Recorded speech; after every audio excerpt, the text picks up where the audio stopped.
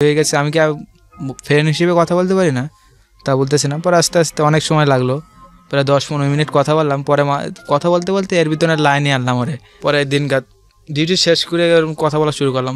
প্রতিদিন ডিউটি শেষ করে ওর সাথে দেখা করে না দিয়ে বাসায় যেতাম। 10টা-11টা সময় ওর সাথে দেখা করা শেষ হয়ে তারপর বাসায় যেতাম। পরে আমি আস্তে আস্তে 1-2 মাস হয়ে গেল। এর ভিতরে আবার মিরপুর চিড়িয়াখানায় গেছি ঘোরার জন্য, অনেক ঘুরছি করছি, আর যেগুলো আপত্তি করে সেগুলো করছি। পরে আস্তে আস্তে যখন আমার সাথে কথা বলা আমি জানলাম যে অনেকগুলো ছেলেদের সাথে কথা বলে, ফোন ওয়েটিং, যখনই ফোন দিই তখনই ফোন ওয়েটিং।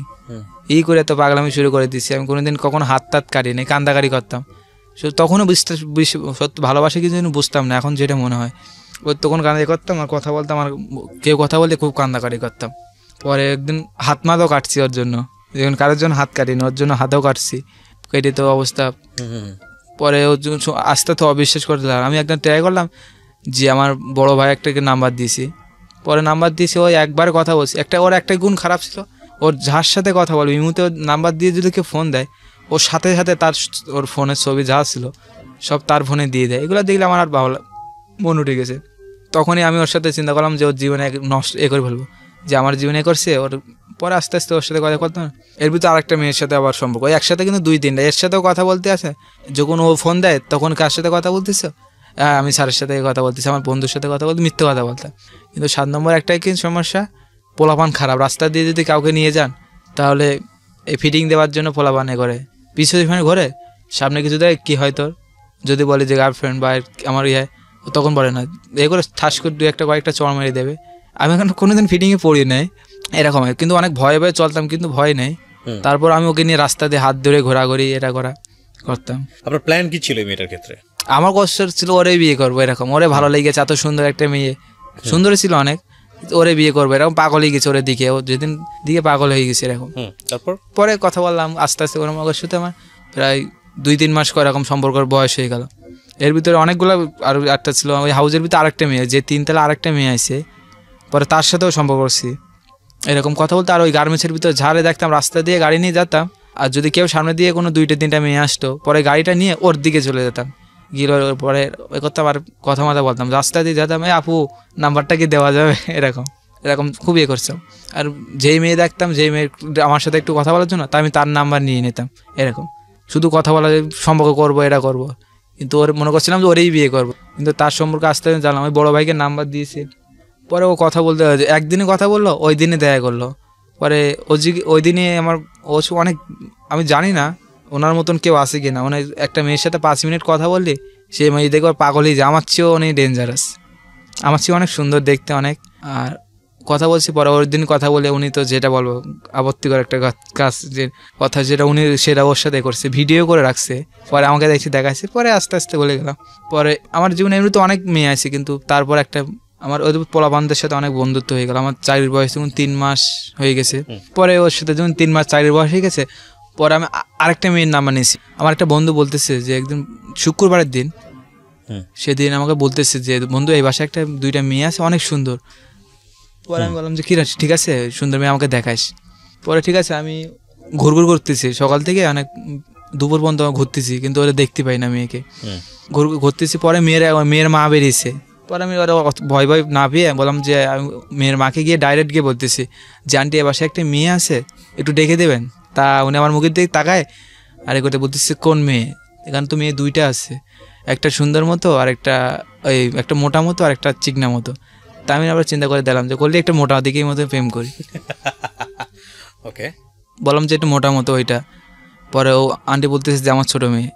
পর আমি তখন পুরো দৌড়াবো না করবো এরকম একটা চিন্তা ভাবনা করলাম। পর আমি ঠিক আছে আন্টি আপনার মেয়ে আমার দেখছি, আমি দেখি না তারপরে কখনো রে না দেখি ওর মেয়ের মার সাথে আমার বিয়ের কথা বলা হয়ে গেছে যে আন্টি আপনার মেয়েকে অনেক ভালো লাগছে, আমি আপনার মেয়েকে বিয়ে করবো। পরে আমার কাছে শুনতে কী করি এটা বললাম যে আমি ড্রাইভার, এটা করি ওটা করি।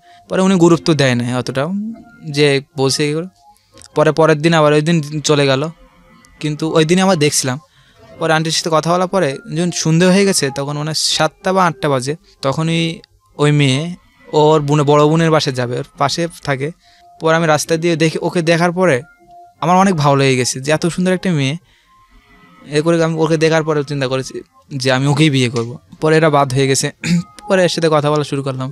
এর ভিতরে কিন্তু অনেকগুলো মেয়েদের সাথে কথা বলতাম, ওর সাথে সারাও 3-4টা মেয়ের সাথে অনেক কথা বলতেই থাকি, দেখা করা, এটা করা, ঘুরতে যাওয়া, এগুলো করতেই থাকি। তার ভিতরে আবার এর সাথে কথা বলা। পরে আমি মনে করছিলাম যে এদের মতো নিয়ে করবো, যে কদিন কথা বলবো বলে ছেড়ে করব। কিন্তু আস্তে আস্তে যখন ওর সাথে ওর সাথে তারপরও কথা হয়নি, প্রথম দিন কথা হয়নি, তারপরের দিন রাস্তায় যাচ্ছিলাম তখন ডাকলাম যে এক্সকিউজ মি আপু একটু কথা বলতে পারি। তাও আমার মুখের দিক তাকাই দাঁড়িয়ে সামনের দিক থেকে লোক আসে বলে চলে গেছে আবার। পরে আর না, আমি আন্টিকে আবার বলছি যে আন্টি কিছু তো বললেন না, আমি আপনার মেয়েকে তো ভালো লাগছে, আপনি কী। পরে উনিও তা দেখুন না। পরে আস্তে আস্তে 2 দিন হয়ে গেল। পরে 3 দিনের দিন আন্টি বলতেছে ঠিক আছে আমি আমার মেয়েকে আমি ডেকে কথা বলবো। পরে আমাকে সামনে এনেছে, সত্য কথা বলবো যখন আসতেছে তখন আমার এত ভালো লাগতেছে ওকে দেখে, আমি পুরো জানি না নিজে কী ওই সময় এত ভালো লাগতেছে ওর দিকে, শুধু তাকাই আছে হা করে। পরে আমি আবার শুনতেছি ও শুধু মুখে হাত দিয়ে হাসতেছে আর করতেছে। তা আমি শুনতেছি যে তোমার নাম কি, তা কথা বলতেছে, হাসতেছে। আর সত্য কথা একটা ভালো জিনিস ভালো লাগে, ও যখন হাসে তখন ওর গালে 2 গালে টোল পড়ে যায়, আর টোলটা অনেক ভালো লাগে আমার দেখতে। পরে আমি কথা বলতেছি কিন্তু কথা বলতেছে না আমার সাথে, হাসতেছে। পরে এক কথা যখন কথা বললাম, পরে বললাম যে ফোন নাম্বার দিয়ে দিচ্ছি আমার, যে আমার একটা নাম্বারে কাগজে লেখা ছিল, নাম্বারটা দিয়ে দিচ্ছি, এই আমার নাম্বার এ করে। পরে আস্তে আস্তে কথা বলতে লাগলাম। পরে 4 দিনই মাথায় ও চলে গেল বাড়িতে। আমি এদিন ডিউটিতে আসি, এর ভিতরে কিন্তু আমি ডিউটি আসি, আর ডিউটিতে গেছি মতিঝিল ছিলাম, তখনই ফোন দিয়েছে যে আমি তো আজকে চলে যাব। তা আমি তো ঠিক আছে আমি তোমাকে নামাই দিয়ে আসবেন। ঠিক আছে আমি গেছি, আমার এখানে রাত হয়ে গেছে অনেক, 10টা ওইখানেই বেজে গেছে। পরে ওর তো আবার রাতের লঞ্চ আছে। পরে ওর সাথে ফোনে কথা বললাম, কিন্তু ওর সম্পর্কে যখন জানলাম, ওর সাথে কথা বললাম, আমি ওর কাছে কদিন কথা বলে করবো। কিন্তু যখন ওকে দেখার পরে যখন ওর সম্পর্কে জানলাম যে ওর বাবা নাই, ওর মনের কথাগুলো যখন জানলাম, তার প্রতি ওর অনেক মায়া লেগে গেল। কিন্তু ওর মা আমাকে অনেক আদর করে, মেয়ের মা আমাকে অনেক আম্মু আমাকে অনেক আদর করে। কিলে কখন কি করবে, ওনার একটা বড় জামা আছে বা ওনার একটা ছেলে আছে, তার চেয়েও বেশি আদর করে। ওরা হলো 3 ভাই, 3 বোন 1 ভাই, আর ওর বড় 2 বোন আছে, তারপর আর তারপর একটা ছোট ভাই, এটা বলে দেয়। আর আব্বু তো নাই। আমি জানি ওরা। পরে আস্তে আস্তে কথা বলতে ওর সব যখন বাড়ি চলে গেল, ওই দিন আমার সাথে কথা হয় না। পরে আমি বাড়ির থেকে আসার পর আমি দেখতেছি নাই। পরে আমার মাকে জিজ্ঞেস করতে চলে গেছে, তার মধ্যে হ্যাঁ চলে গেছে। তখন তো আমার খুব খারাপ লাগছে, আমি একবারও দেখতে পেলাম না। মনে ঠিক আছে কদিন ফোনে কথা বলি। পরে আস্তে আস্তে যখন ওর সাথে ফোনে কথা বলতে লাগলাম, ওর প্রতি অত অনেক মায়া করে গেল। এর ভিতরে 3 মাস পরে ঢাকাতে আসলো একবার, পরীক্ষা ছুটি হওয়ার পরে একটা। পরে আসার পরে ওকে সদরঘাটে আনতে গেছি। এর ভিতরে কিন্তু ওর সাথে খুবই ঝগড়া করা, ফোনের ভিতরে প্রতিদিন ফোনে কথা বলতাম আর খুব ঝগড়া করতাম, এটা প্রথম থেকেই। পরে ও সদরঘাটে ওকে আনতে গিয়েছি, কিন্তু ও জানে না ও যে আসতেছে এটা জানি, কিন্তু আমি যে আনতে গিয়েছি সেটা জানে না। আমি একদিন ডিউটি শেষ করে খুব তাড়াতাড়ি স্যারকে রেখে স্যারকে বলে আমি চলে গেছি সদরঘাটে। 2 ঘন্টা ওয়েট করছি। পরে আসার পরে আমি দেখছি ওকে গিয়ে আনছি। পরে চলে যাওয়ার পরে বাসায় আনছি ওকে, ডাইরেক্ট ওখান থেকে বাসায় আনছি। এর ভিতরে অনেক কিছু, যে রাস্তাঘাটে ওকে প্রথম যেদিন আনছিলাম সেদিন ওর চোখ দুটো শুধু বাইরে এনেছিল, আর সবগুলো ঢেকা ছিল। কিন্তু বিশেষ করে আমি ওর সাথে করার পর ওরা গায়ে একদমও হাত দেয় না, ওরা হাতের দিয়ে হাত ধরবো। পরে ও যখন এসে 3 দিন ছিল, 3 দিন না 4 দিন ছিল। পরে আবার সদরঘাটের থেকে আমি নামাই দিয়েছি, পরে চলে গেছে। এর ভিতরে ফোনে কথা। পরে আস্তে আস্তে ওর প্রতি দুর্বলতা বেশি শুরু করলো। পরে আমি তো বিয়ের কথাবার্তা চলতেছে, আমার বাড়িকে বলছিলাম যে আমার একটা মেয়ে পছন্দ হয়েছে, আমি ওকে করতে চাই। পরে আমার মা বললো যে তুই যখন করবি তাহলে কর। এর ভিতরে কিন্তু সব বাদ দিয়ে দিছি আস্তে আস্তে, এদের ভিতরে সব কথা বলা বদ্ধ করে দিয়েছি। সবার সাথে ফ্যামিলির ভিতরে সবাই জেনে গেল। মেয়ের মামা দেখছে আমাকে, মেয়ের মামা আমাদের বাড়িতে গিয়েছে, যে আমাদের ফ্যামিলি দেখে পছন্দ হয়েছে। পরে এর ভিতরে মনে করেন যে কথাবার্তার পুরো ফাইনাল বিয়ের হবার, যে ওদের বাড়িতে যেতে বলছে। পরে আমি নাকফুল একটা দোকানে নাকফুল কিনছি। অনেকগুলো মেয়ে আছে যারা টাকার পিছনে করে, যে অনেকগুলো ছেলে, কিন্তু আমি ওকে অনেকভাবে প্রতি ঈদে, রোজার ঈদে বা টাকা দিতে চাইছি, 5,000 3,000 করে টাকা দিতে চাইছি যে তুমি কিছু খরচ করো, কিন্তু 1 টাকাও আমার কাছে নেয় নাই। তো এর ভিতরে অনেক কথা বলছে যে আমাকে অনেক লাভ করে, আমাকে অনেকে করে। পরে বলছে যে ওই বিয়ের বিষয়টাও নিয়ে আমি তো ওদের বাড়িতে যাবো যেদিন। এর ভিতরে একটা মেয়ের সাথে আমার পরিচয় হয়েছিল। ও যেদিন ওদের বাড়িতে যাবো সেই দিনই ওর সাথে আমার দেখা। এর ভিতরে রাস্তা দিয়ে গাড়ি নিয়ে যেতাম, আর স্কুলে আমার ডিউটি ছিল, স্কুল ডিউটি। পরে ওই স্কুলে দেখা হতো। পরে একদিন করে কথা বলতে ও একটা লাভ লেটার দিয়েছিল আমাকে, অনেক কিছু লেখা ছিল। পরে ওগুলো পড়ার পরের দিন আমি গিয়ে আমার ফোন নাম্বার দিয়ে দিছি, ওই যেদিন দেখা করবো ওদের বাড়িতে যাব। এর ভিতরে আমার আব্বু আম্মুকে নিয়ে আসি, ওদের বাড়িতে যাব। পরে ঠিক আছে ওদের বাড়িতে গিয়েছি আমি, ওর সাথে দেখা করে নাম্বারটা দিয়ে আমি পরের দিন ওদের বাড়িতে গিয়েছি সকালবেলায়। 3 দিন ছিলাম। পরে নাকফুল পড়াই দিয়ে সিদ্ধান্ত হয়ে গেছে যে আমাদের বিয়ে পুরো ফাইনাল। দুই ফ্যামিলি থেকে সিদ্ধান্ত হয়েছে? হ্যাঁ, 2 ফ্যামিলি থেকে ওকে। সিদ্ধান্ত হয়ে গেছে, কথাবার্তা ফাইনাল হয়ে গেছে। তখন আমি চিন্তা করছি যে আমি এর ভিতরে কিন্তু এই মেয়ের সাথে যার সাথে আমার কথা বলি, আমি চিন্তা করছি যে ওর সাথে করলাম একদিন এর সাথে টাইম পাস করি, এরকমভাবে চিন্তা ভাবনা করে আমি ওর সাথে সম্পর্ক করলাম। করে যেদিন ওদের বাড়িতে নাকুল দিয়ে চলে আসি, আসার পরে 1 সপ্তাহ পরে আমি ওই রাস্তা দিয়ে ঘুরতাম, হাত দিয়ে মানে ওর সাথে দেখা করছি, ঘুরছি। কিন্তু ওর মেয়ের বড় বোন আর এই মেয়ে যে বোন আছে সেটা আমাকে দেখছে রাস্তায়, অনেকেই দেখছে, দেখে বলছে শাশুড়িকে বলছে মানে ছেলেদের মেয়েদের নিয়ে ঘুরতে চেয়েছে। পরে আমি বিয়ে করি না, আমাকে বিশ্বাস করে না, করে না। পরে ঠিক আছে, বিয়ে যখন আমাদের পরীক্ষার পরে আমার বিয়ে হওয়ার কথা ছিল, একদিন শুক্রবারের দিন আমার বন্ধুবান্ধব বলতেছে যে হ্যাঁ আমরা তো দেখবো ওকে। কিন্তু এর ভিতরেই ওর সাথে যখন শুক্রবার দিন আনবো সেদিন আমি ডিউটি করতে গেছিলাম, ডিউটি শেষ করেছি, জামা কাপড় ধুয়েছি, ওকে ফোন দিয়েছি আমার বাসায় চলে আসো। পরে আমার কথা মতো বাসায় আসে, বাসায় আসার পরে আমিও 5 মিনিট বসি, আসার পরে ও আমার পাশে বসে আছে, আমি ওর পাশে সাইডে শুয়ে আছি। এর ভিতরে মানে কে কোনো খবর দিয়েছে আন্টিকে, আপনার হবু শাশুড়িকে। পরে হঠাৎ করে উনি দিকে আমার সামনে আসে, এসে দেখে অবস্থা, আমি ওর সাথে বসে কথা বলতেছি। এটার দিকে আমি তো এটা দেখে অনেক ভয়, আমি যদি জানলা থাকতো আমি নিচের জানলা দিয়ে দৌড়ে পালা যেতাম এরম। পরে উনিকে দেখছে, আমি তো তারপরেও করেন, আমি তো এদিক থেকে মনে করেন যে যেটা বলবো না, যে কথা বলো সেটা বলে আমাকে বাই করে দিয়েছি। দিয়ে আন্টিকে পায়ে ধরা শুরু করতে, বন্ধু কয়েকটা নিয়ে যে আন্টি আমি ভুল হয়ে গেছে, আমি এমন ভুল আর করবো না, যে মাফ করে দেন। ঠিক আছে মাফ করবে না, উনি বলতেছে যে নিজের চোখে দেখছি এটা করছি, আমি মাফ করে দেন না, ভুল যেটা করে বলছি সেটা তো আর এখন না, মাফ করে দেন। ও মেয়েকে যে আমাকে মাফ ভুল হয়ে গেছে, কত করে যে অনুরোধ করছি আর জীবনে কতবার যে অনুরোধ করছি সে নিজেও আমি করতে পারবো না, হিসেবের বাইরে। পায়ে হাত পায়ে ধরা বলেন, কান্দাকারি করা, বাবা মাকে ফোন দিয়ে করা, সব কিছু করতেছি কিন্তু কোনো কাজই হচ্ছে না। পরে আস্তে আস্তে যখন আমি তখন সমান প্রতিদিন যাই, প্রতিদিন ওকে ফোন দেয় আর প্রতিদিন মেয়ের মার কাছে গিয়ে মাপ চাই, কিন্তু কোনোভাবে করে যে আমার বন্ধু বান্ধব বাবা মা সবাই গিয়ে বলতেছে যে মাপ ভুল হয়ে গেছে আর মাফ করে দেন শেষবারের মতন। ওকে বোঝানোর চেষ্টা করেছি যে আমি সত্যি কথা বলতে আমি তোমাকে ভালোবাসি, তোমাকে ছাড়া অন্য কাউকে করার চিন্তাভাবনা ছিল না আমার, তুমি করে দাও, ভুল টুল করে দিয়ে আমাকে আবার নতুন করে এসব বাদ দিয়ে নতুন করে জীবন শুরু করো। তো ওর এক কথা দু কথা অনেক গালাগালি করে, যে মেয়ে আমাকে আমনি করে ছাড়া কথা বলতো না, সে আমাকে অনেক বাজে বাজে কথা বলছে, যা অনেক কষ্ট লাগে। পরে আস্তে আস্তে যখন এখন বাবা মাকে তো ফোন দিতেই আছে কিন্তু কোনো আসতে, তো পরে দেখলাম যে না, কতবার অনুরোধ পায়ে ধরা করা সব কিছু করছি কিন্তু কোনো কাজ। পরে এখন চিন্তা করে দেখলাম যে আমি মরে যাব। পরে ফাঁসি দিয়ে করবো, গোলায় এদের ফ্যানের সাথে গামছা লাগাই গোলায় টোলায় দেবো, এরকম চিন্তা ভাবনা করে দিয়ে পরে অনেক কষ্ট লাগতেছে ওর জন্য, ওর কথা মনে পড়তেছে, খুব কষ্ট লাগতেছে। পরে এর ভিতর তো বন্ধু বান্ধব আমাকে অনেক সাপোর্ট করছে, আমি মরে যাবো এরকম সিদ্ধান্তই নিয়ে নিয়েছিলাম। কিন্তু যখন না বোঝাতে পারতাম, আমি জীবনে এতবার অনুরোধ করেছি, কতবার অনুরোধ করেছি আমি নিজেও করবো না, কিন্তু কোনো রকম মানাতে পারলাম না। পরে এখন আস্তে আস্তে সিদ্ধান্ত করছি আমি ভালো হয়ে যাব আর নামাজ কালাম পড়বো। পরে এর ভিতরে কিন্তু ফোন দিতে, আমি প্রতিদিনই কিন্তু ওকে ফোন দেই, কিন্তু আমার ফোন ব্লক লিস্টের ভিতরে ব্লক করে রেখে দিয়েছি। কত নাম্বারতে ফোন দেয় কিন্তু ফোন ধরে না, যার এটা আমার কণ্ঠ বালি পর ব্লক করে রেখে দেয়। কিন্তু এই হলো এই অবস্থা। এখন নামাজ কালাম পড়ে আর ভালো হয়ে যেতে চাচ্ছি। এখন অনেক জীবনে অনেক পাগলামি করছি, কিন্তু সত্যবার এর মতন কখনো কাউকে ভালোবাসতে পারবো না আশা করে জানি, আর অনেক লাভ করে ওকে। তার মানে এই বিয়েটা আপনার হওয়ার কথা ছিল, আপনার বিয়েটা ভেঙে গেছে, ভালো হয়েছে। আমি মনে করি একটু ভালো হয়েছে, এটা আপনার একটা শিক্ষা হয়েছে। শিক্ষাটা আল্লাহ আপনাকে একদম পারফেক্ট টাইমে দিয়েছে, এটা হচ্ছে বিষয়। বিয়ের পরে যদি এটা হতো সেটা আরও বড় বিপজ্জনক হতো। তবে আমি আপনাকে একটা জিনিস সাজেশন দিব, এবং আজকে পুরো গল্পটা যতটুকু শুনলাম অল্প করে, খুব স্ক্যাটার্ডলি শুনেছি, খুব বেশি গুছিয়ে শোনার আমার ধৈর্যও হয়নি এই গল্পটা। তার পেছনে দুটো কারণ আছে। একটা হচ্ছে যে এই গল্পটা যত কিছু গল্পই হোক না কেন একটা বহুগামিতার গল্প। একজন মানুষ, আপনি কিন্তু বিভিন্ন মেয়ের সঙ্গে সম্পর্ক, এটাকে সাইকিয়াট্রিস্টরা যেটা বলবেন বা সাইকোলজির ভাষায় যদি কোনো কিছু বলা হয়, এটা একটা বিপদগামী সম্পর্ক, এবং এটা এক ধরনের ডিসঅর্ডার, এটা এক ধরনের মেন্টাল ডিসঅর্ডার। খুব স্বাভাবিকভাবেই আমাদের সমাজে বা আমাদের ধর্মীয় রীতিনীতি অনুযায়ী এই ধরনের সম্পর্ক নিষিদ্ধ, কিন্তু এটা আপনার জীবনে আছে। কিন্তু শুধু আপনার জীবনে না, এটা অসংখ্য মানুষের জীবনে এখন আছে। এখন এটা থেকে আপনি তো চান এটা থেকে বেরোতে, রাইট? কিন্তু বেরোতে পারেন না, অনেক প্রবলেম। হ্যাঁ, আমি বলছি এই কারণে আপনার জন্য গুরুত্বপূর্ণ, কারণ আপনার বয়স খুব বেশি না। কত বলছিলেন একটু আগে? 24 বছর। 24 বছর বয়সে আপনি এখনো বিয়ের সাথে করেননি। বিয়ের পরে যদি এই ধরনের প্রবলেমগুলো থেকে যায়, সেক্ষেত্রে সংসার জীবনে ভয়ঙ্কর রকমের প্রবলেম হয়, এবং সেটা ডিজাস্টার। যেহেতু আপনি বিয়ের সাথে করেননি, সুতরাং আপনাকে চিন্তা করতে হবে আগে আপনাকে এই জায়গা থেকে কীভাবে কিওর হওয়া যায়, কীভাবে এখান থেকে বের হওয়া যায়। দুটো জিনিস খুব খুব খুব গুরুত্বপূর্ণ। প্রথমত সদিচ্ছা, নিজের ইচ্ছাটা লাগবে, এবং আল্লাহর উপর তাওয়াফ করে ধর্মীয় রীতিনীতি অনুযায়ী চলতে হবে।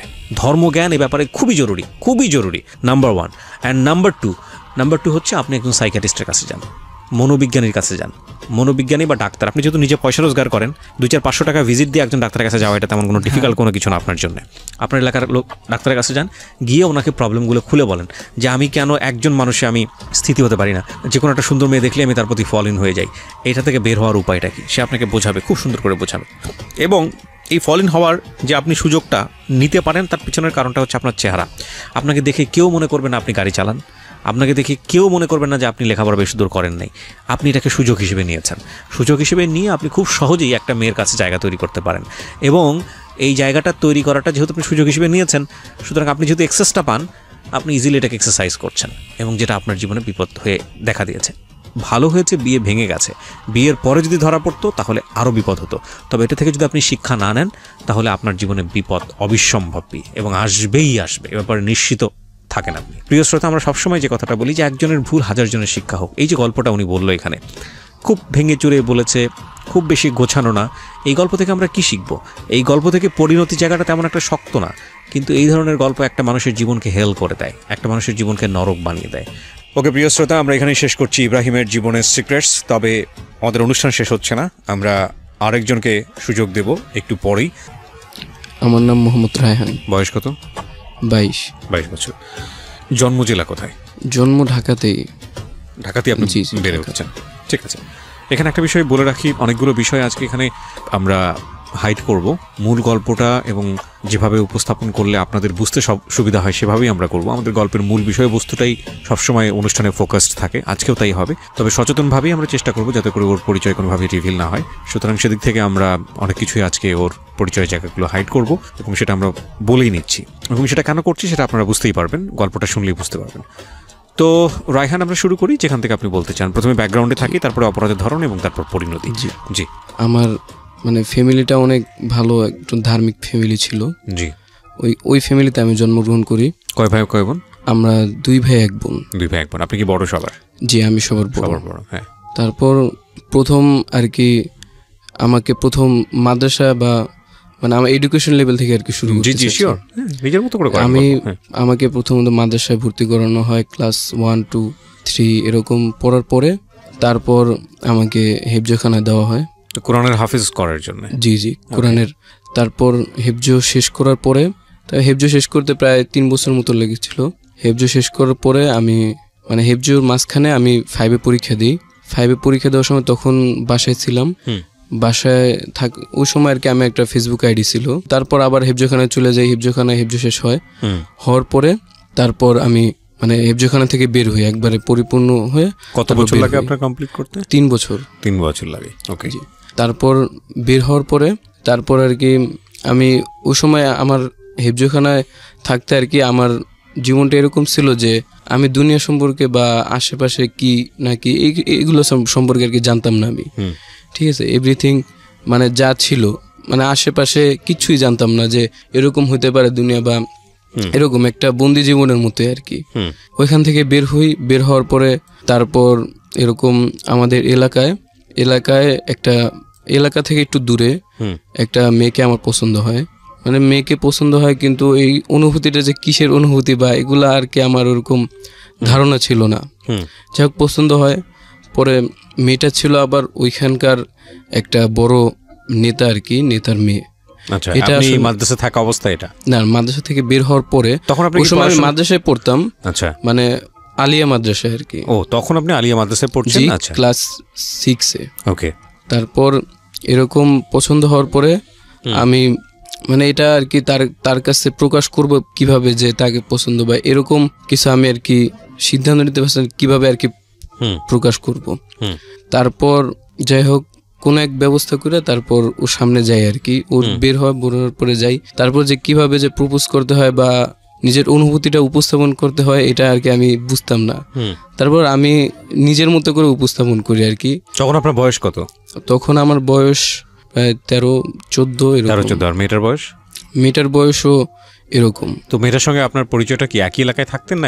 একই এলাকায় থাকেন না, একই স্কুলে? এলাকার মানে একটু দূরে, যেখানে আমি সবসময় চলাফেরা করতাম বা খেলাধুলা করতাম। দেখা সাক্ষাৎ হতো? হ্যাঁ, দেখা সাক্ষাৎ হতো, কিন্তু কথা হতো না। আচ্ছা। তারপর এরকম যখন আর কি আমি তাকে করি, প্রপোজ করি বা এরকম, তখন আমার বয়স প্রায় 15 মতো আর কি। তখন এরকম প্রপোজ করার পরে তার আব্বুর কাছে আর কি এই জিনিসটা বিচার দেয় যে আব্বু তো প্রভাবশালী একজন নেতা ছিল। বিচার দেওয়ার পরে তার আব্বু আর কি আমাকে মারধর করে আর কি, তার ছেলেদের দিয়ে শারীরিক টর্চার করে এরকম। পরে আমি এই সুযোগটা হতে দিই না যাতে আমার বাসায় বিচার যায় এই সব বিষয়ে, এরকম কিছু আমি করতে দিইনি। তারপর যখন আমি আর কি এরকম আমাকে মারধর করে তখন আমার খুব খারাপ লাগলো যে আমার দুর্বলটা কোথায়, যে আমাকে কেন মারলো, ঠিক আছে। তারপর যখন দেখলাম যে না আমার এরকম ফ্রেন্ড সার্কেল নাই, যদি আমার ফ্রেন্ড সার্কেল থাকলে হয়তো যে ছেলেদেরকে দিয়ে মার দেওয়া হয়েছে বা এরকম তাদেরকে হয়তো তারা প্রতিরোধ করতো বা এরকম কিছু। হ্যাঁ, এছাড়া আমার মনে হলো যে আমি যদি ওই যে তিনি যে দলের নেতা ছিল আর কি, ওই দলে যদি আমি যোগদান করতাম বা ওরকম যদি আমার কোনো পজিশন থাকতো তখন হয়তো জিনিসটা মেনে নিত বা এরকম। যাই হোক, এরকম চিন্তা ভাবনা আসার পরে তারপর আমি চিন্তা করলাম যে না আমার কিছু বন্ধু দরকার বা আমি ওইখানে সম্পৃক্ত হব, যে রাজনীতির সাথে বা ছাত্র সংগঠন যেটা আছে ওইটার সাথে সম্পৃক্ত হব। তারপর এরকম ভাবে দিন গেল। তারপর একদিন আমার একটা হেফজোখানার ফ্রেন্ড আর কি, সে বলল যে একটা মিটিং আছে চলো। আমি বললাম কিসের মিটিং? বললো যে শাহবাগের ওদিকে একটা মিটিং আছে, তুমি চলো। হ্যাঁ, ওইখানে বিরিয়ানি টিরিয়ানি এরকম টাকা পয়সা এরকম দেয়। আমি চিন্তা করলাম যে ঠিক আছে চলো। গেলাম, যাওয়ার পরে মিটিং হইলো আর কি, অনেক নেতারা আসলো আর কি, দেখলাম এগুলা। তারপর ওইখানে আমার কিছু ভাইয়ের সাথে পরিচয় হয়, আমার নাম্বার রাখে। তারপর তাদের সাথে ভালো পরিচয় হয়, বললো যে ফোন দিতে বা তারাও ফোন দিতে, এরকম মানে তাদের সাথে অনেক ভালো একটা পরিচয় হতে থাকে আর কি। তারপর এরকম আস্তে আস্তে ওইখানে থাকতে থাকতে আর কি অনেকের সাথে পরিচিত হয় আর কি। আর তারা ছিল আমার এলাকার আশেপাশেরই, আমি যেখানে থাকতাম ওইখানকার আশেপাশের ছেলেরাই ছিল। তারাও যাইতো, আমিও যাইতাম, এরকম যাইতে যাইতে আর কি পরিচয় হয় এরকম। আমি আবার ওই সময় স্মোক বা এরকম কোনো নেশার যে প্রথম ধাপটা স্মোক, ওইখানেও ওটাও করতাম না। আচ্ছা, ঠিক আছে। তারপর ওইখানে যাওয়ার পরে আস্তে আস্তে যখন আমি যাদের সাথে মিশা শুরু করলাম, ওই ইয়ারা আর কি, ওই ছেলেরা, তারা আবার স্মোক করতো। আমি এগুলা দেখতাম, কিন্তু প্রথম এগুলা ভালো লাগতো না, কিন্তু আমি মানে আবিষ্কার করার চেষ্টা করলাম যারা এটার মধ্যে কি মজাটা পায়, যায় এত টাকা খরচ করে। পরে আমিও বললাম যে আচ্ছা ঠিক আছে আমারে একটু দে, আমি একটু ট্রাই করি, একজনকে বললাম। পরে বললো যে প্রথমে নিষেধ করলো যে না, পরে আরেকজন বললো যে না দেখুক ও কেমন লাগে।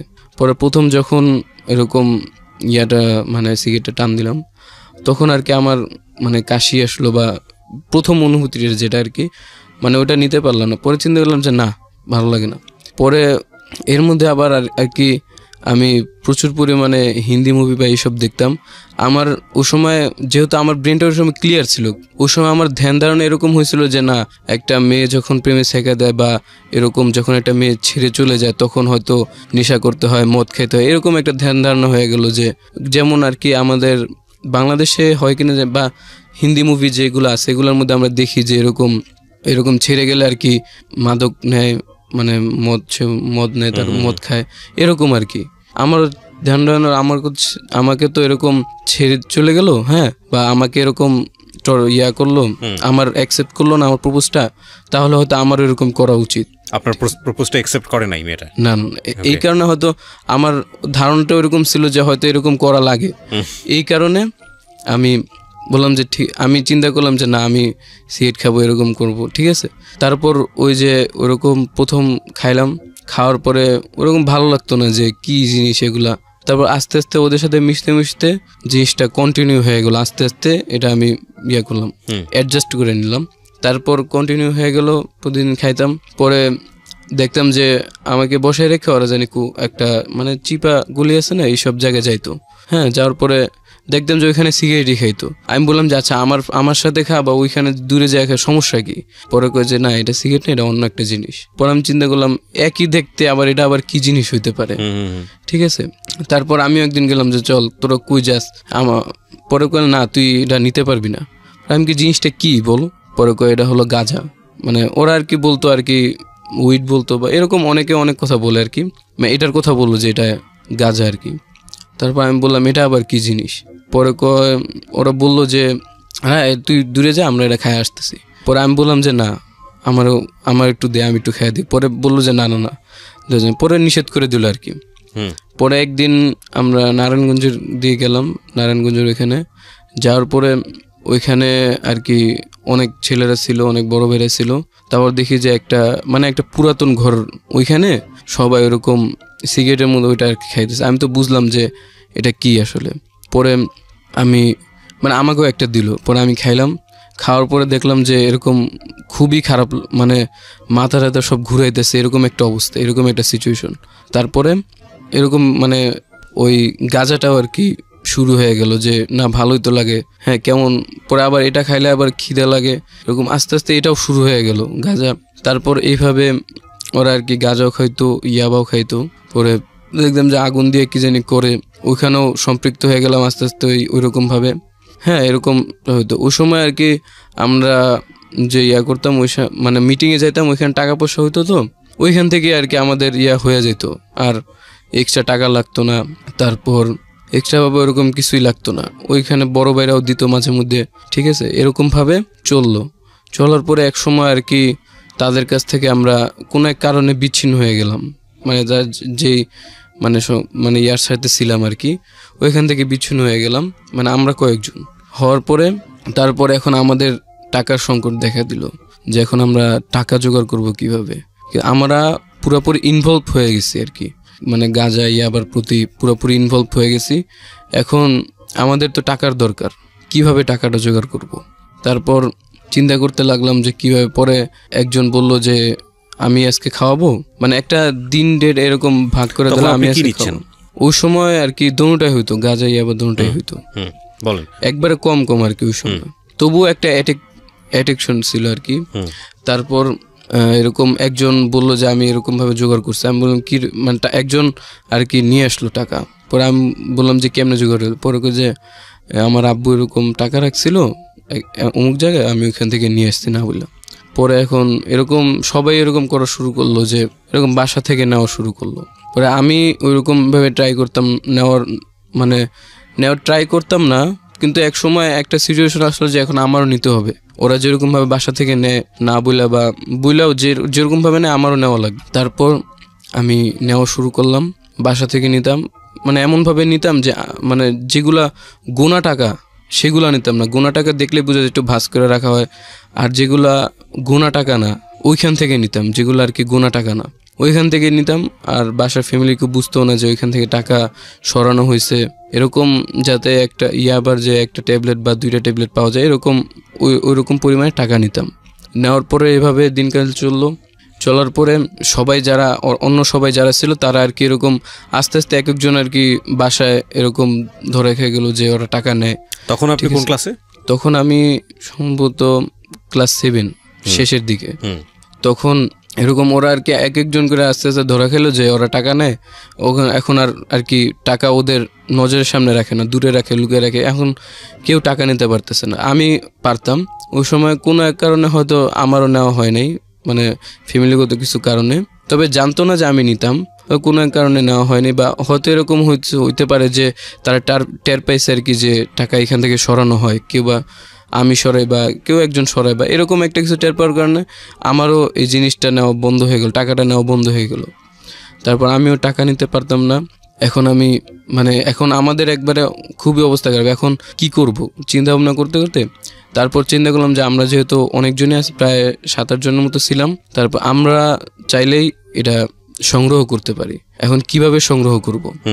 এখন আমাদের ব্রেনে আসলো যে আমরা ফিটিং দিব বা ছিনতাই আর কি, যে ছিনতাই যেটা বলে যে একজন লোক যাইতেছে অন্ধকার বা রাত্রের দিকে, কেউ যাইতেছে, তারে অস্ত্র দেখা এরকম টাকা পয়সা বা মোবাইল যা আছে এগুলো নিব, এরকম চিন্তা ভাবনা করলাম। প্রথম দিন এরকম ওইখানে যে মেইন রোডটা ছিল আর কি, ওইখানে আর কি রাতের দিকে মানুষজন ওইরকম থাকতো না থাকার কারণে ওইখানে দাঁড়াইলে পুলিশও ওই সময় আসতো না আর কি, একবারে নির্জন এলাকার মতো ছিল। ওইখান থেকে মানুষ গেলে তারপর আমরা আর কি এরকম মুখ রুমাল দিয়ে ঢাকা থাকতো, তারপর আর কি আমাদের যাতে কেউ চিনতে না পারে এরকমভাবে। তারপর আমরা প্রথমে একজনকে ধরলাম, তারপর আমাদের কাছে একটা ছুরি ছিল আর একটা সুইচ গিয়ার ছিল আর কি, ছুরির মতো ওইটা ছিল। ওইটা দেখায় আর কি তার কাছ থেকে কিছু টাকা নেই, আর তার একটা মোবাইল ছিল ওটাও নেই। নেওয়ার পরে এইভাবে আর কি আমাদের ছিনতাইটাও শুরু হয়ে গেল। এখন আমরা এক জায়গায় সব সময় দিতাম না, কারণ এক জায়গায় দিলে হয়তো পরের বার ওই লোকটা আবার আসতে পারে আমাদেরকে ধরতে, এইখান থেকে হয়েছে, এই কারণে বিভিন্ন একটু দূরত্বে যায় বা বিভিন্ন জায়গা দিয়ে নিতাম আর কি। তারপর এরকমভাবে ছিনতাইটাও শুরু হইতে হইতে তারপর খুবই অবস্থা খারাপ, যে আমরা মানে একবারে নিম্ন পর্যায়ে চলে গেছি, যে অনেক খারাপ অবস্থা আর কি আমাদের, যে আমি বাদে আর যারা ছিল আর কি সবাই আর কি এরকম প্রকাশ হয়ে গেছে যে ছেলে নেশা করে। তারপর এরকম যারা ছিল সমাজের মধ্যে তারা একটা মানে নিম্ন স্তর হয়ে গেল, যা ওরা নেশা করে, তার আব্বা আম্মা লাঞ্ছিত হইতো সমাজের কাছে, এরকম একটা অবস্থা সবাই। তারপর আমরা তাও চালায় যেতাম, কারণ আমরা তো ওই সময় অ্যাডিক্টিভ ছিলাম, এই কারণে কোনো একভাবে জোগাড় করলেই হইলো, এরকমভাবে কন্টিনিউ হতো।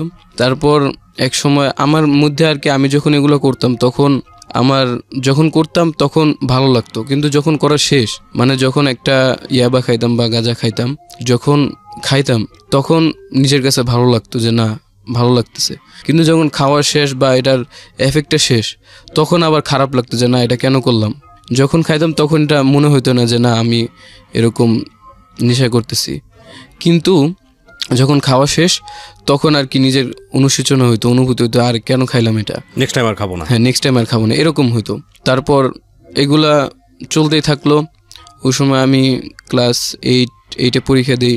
তারপর আর আমার জিনিসগুলো ছিল কি যে আমি রাত্রে এগুলো করতাম, দিনে লেখাপড়া টিউশনি যা আছে এরকম সব চলতো, কিন্তু রাত্রেবেলা যখন সবাই ঘুমিয়ে যেত আর কি, আমার ফ্যামিলির মধ্যে আর কি সবাই নামাজি ছিল, তো মানে সবাই মানে ঈশার নামাজ পড়া তারপর খাওয়া দাওয়া করে প্রায় 9টা-10টার দিকে সবাই ঘুমিয়ে যেত।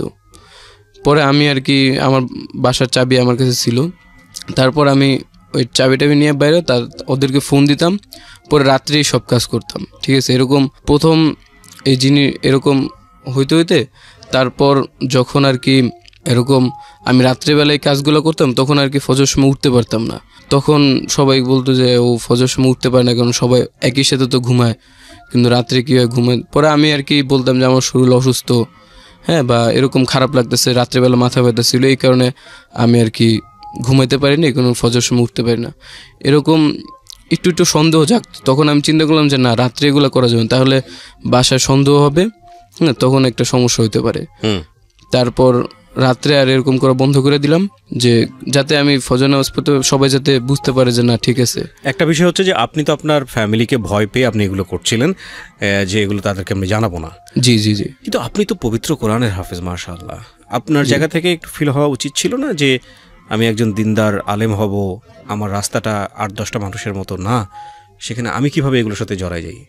ওই ফিলটা কি হচ্ছিল? জি হচ্ছিল, কিন্তু আপনি স্কেপ করতে পারছিলেন না। এটা হইতো আর কি তখন, যে আমার যখন আর কি এরকম নেশাটা জাগতো তখন এগুলা মাথা থাকতো না, আবার যখন করতাম তখনও মাথা থাকতাম, কিন্তু যখন এটার এফেক্টটা সরে যেত তখন আমার কাছে আফসোস হইতো অনেক, যে কেন এগুলো করতেছি। তারপর এই আফসোস থেকে এক সময় আর কি এরকম কন্টিনিউ হওয়ার পরে তারপর আর কি সবাই আমাদের অবস্থাটা এরকম হয়ে গেল, শুধু আমি বাদে, মানে ওই যারা ছিল আমার বন্ধুরা সবাই আর কি এলাকার মধ্যে নেশাখোর বা এরকমভাবে সবাই হয়ে গেছে। তারপর যখন আমি আর কি বললাম যে রাত্রেবেলা করতাম না, মানে রাত্রেবেলা বাদ দিয়ে দিছি, যে রাত্রেবেলা এইসব ছিনতাইটিতে এগুলো বাদ, এখন যেমনি হোক সকালবেলা বা এরকম বা স্কুল মানে ক্লাস ফাঁকি দিয়ে তারপর করব। তারপর এখন এরকম একদিন এরকম করতাম, কোনো সমস্যা হতো না, মুখ ঢাকা থাকতো বা কোনো একভাবে নিজেকে হাইড করতাম। কিন্তু এক সময় আমি যে মাদ্রাসায় পড়তাম আর কি, ওই মাদ্রাসার একটা মানে আমার যে ক্লাসে পড়তাম আর কি, 8 পরীক্ষা শেষ, মানে 9-এ থাকতে আমি যে ক্লাসে পড়তাম ওই ক্লাসের ক্যাপ্টেন আর কি, ক্যাপ্টেনটা ভালো ছিল, অনেক ভালো ছিল, সেও কোরআন হাফেজ ছিল। তো সে আর কি আমাকে দেখছে যে আমার এই অবস্থা, যে আমি মানে ওরা যারা ছিল আমার সাথে যে বন্ধু সবাই এক নামে চিনে যে ওরা খারাপ, ঠিক আছে, ওরা একবারে খারাপ মানুষ, ওদের সাথে কারো মিশতে দিত না, মানে ওই এলাকার ছেলে মেয়েদেরকে বলতো যে ওদের সাথে মিশো না। কিন্তু ওই ভাই একদিন আমাকে দেখে ফেলে আর কি, আমার যে ক্লাস ক্যাপ্টেন থাকে ওই ভাইয়া আমাকে দেখে যে আমি ওদের সাথে আসি। পরে ভাইয়া দেখার পরে আমাকে কয়েকদিন ফলো করে যে আমি কি করি, করার পরে এরকম ফলো করে যে আমি কি করি আসলে, তারপর মানে বুঝতে পারে যে আমি আসলে কীরকম। পরে আর কি সে আর কি কল্পনাও করতে পারে না যে আমি এরকম, আমি এরকম নেশাগ্রস্ত বা এরকম, মানে তার একবারে কল্পনার বাইরে। তারপরে একদিন ক্লাসের পরে আমাকে ডাক দেয় আর কি, ডাক দেওয়ার পরে সে হোস্টেলে থাকতো, তার রুমে নিয়ে যায়। রুমে নিয়ে যাওয়ার পরে তারপর আমাকে উজু করে আসতে বলো, উজু করে আসার পরে তারপর আমার হাতে একটা কোরআন শরীফ দেয়। কোরআন শরীফ দিয়ে বললে যে আপনি তো হাফেজ। আমি বলি জি।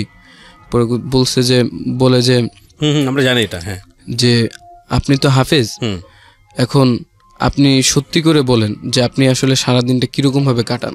পরে যেহেতু কোরআন শরীফটা হাতে দিছে, আমার তো শ্রদ্ধা সম্মান তো অবশ্যই আছে কোরআন শরীফের প্রতি। তারপর আমি চিন্তা করলাম যে না, আর ভাইটা অনেক ভালো ছিল, তাকে মানে আমার মনে হলো যে তাকে শেয়ার করার মতো কথাগুলা।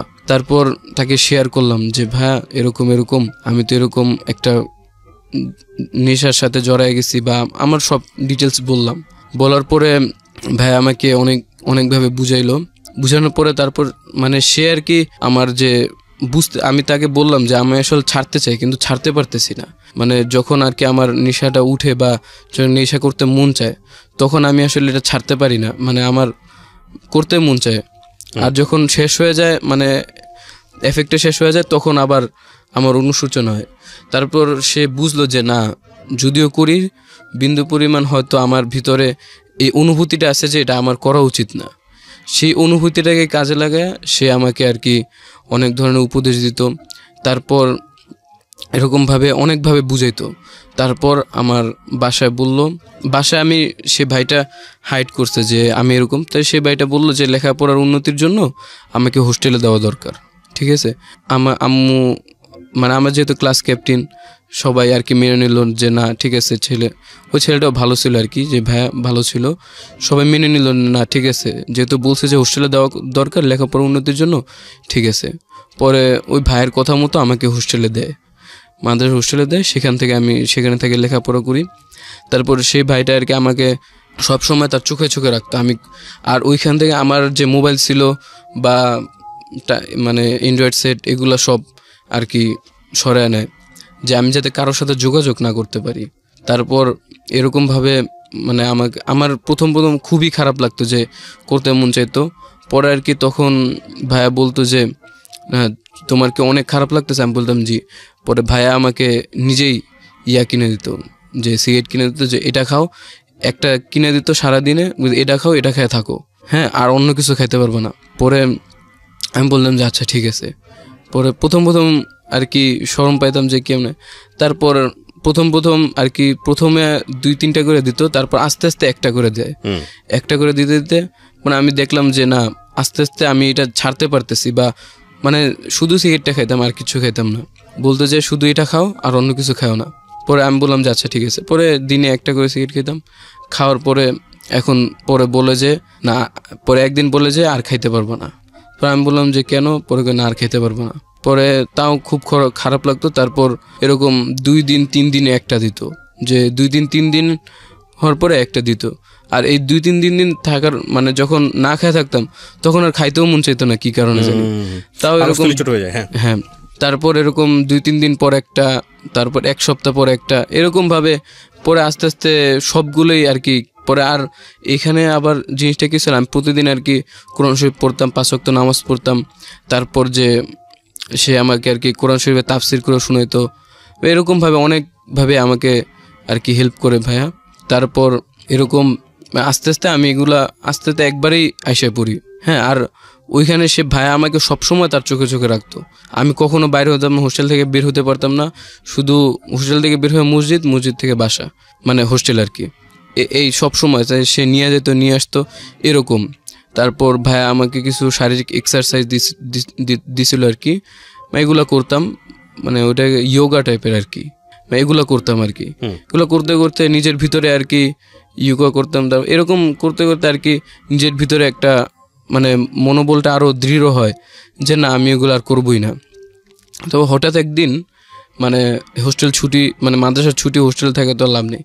তারপর ছুটি মানে বাসায় আসলাম। বাসায় আসার পরে তারপর ওই যে আমার যে আগের বন্ধুবান্ধব ছিল, তারা তো আমার সবসময় খুঁজতো যে আমি কই না কই, ওদের সাথে তো কোনো যোগাযোগ নেই।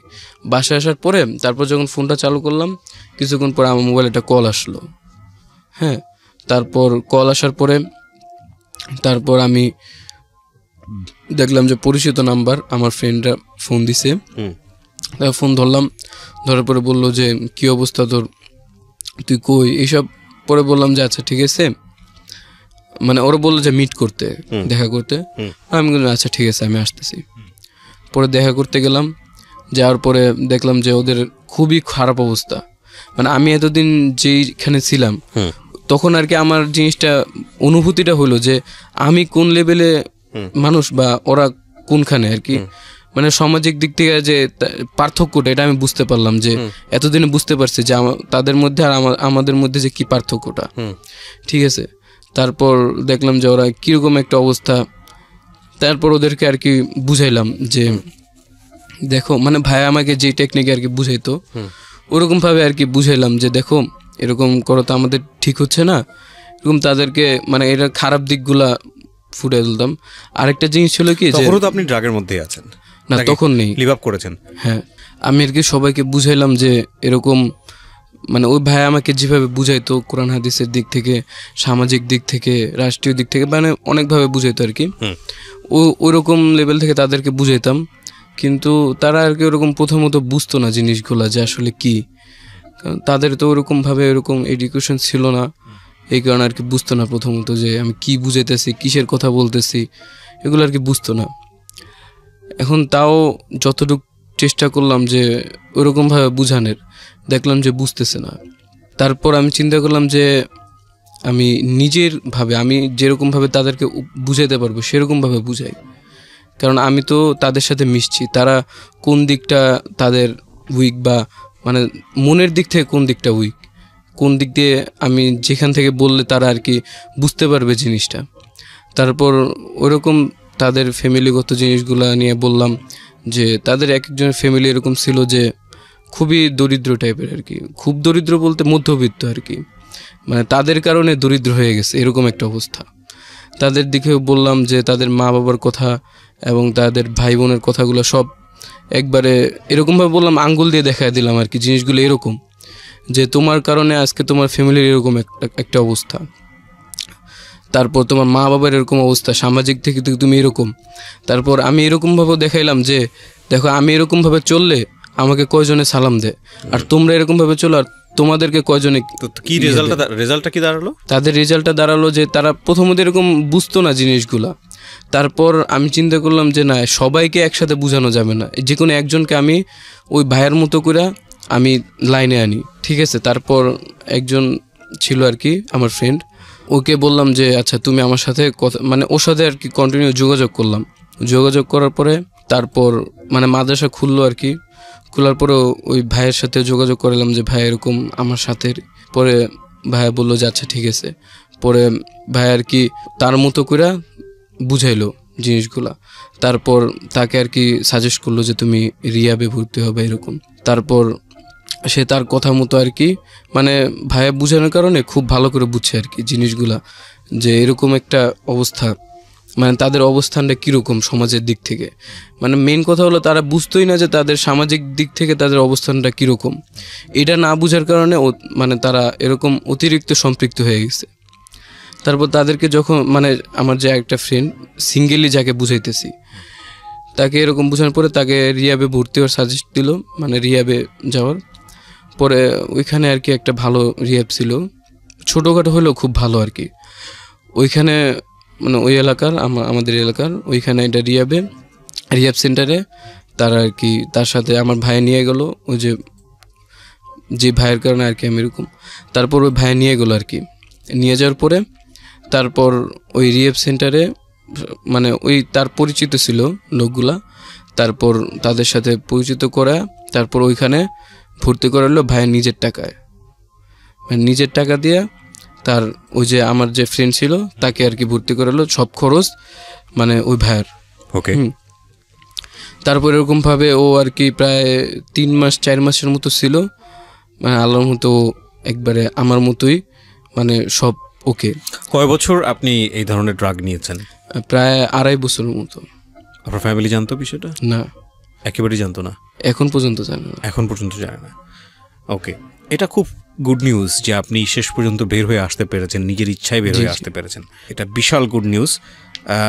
So you are lucky in a sense, যেটা বলছিলাম যে আপনি খুব অল্প বয়সে এখান থেকে বের হয়ে আসতে পেরেছেন, মানে ফ্যামিলি অন্তত জানে নাই, আর আজকে আপনি এখানে সব কিছু নাম পরিচয় গোপন করে আপনি বললেন, তো অনেক অল্প বয়সে যাওয়া এবং অনেক অল্প বয়সে ওখান থেকে রিটার্ন আসা।